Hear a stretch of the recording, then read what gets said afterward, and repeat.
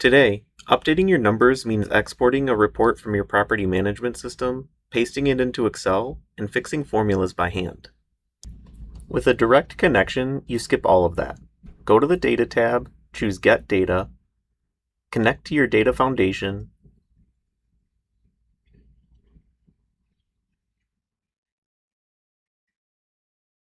pick the tables you need, and load them in.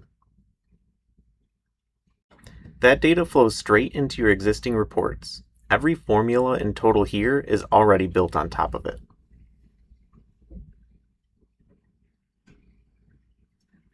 When new data comes in, you don't touch a single formula. Just hit refresh all and everything updates on its own. And with that, you just skipped an export, a paste, and 20 minutes of formula repair.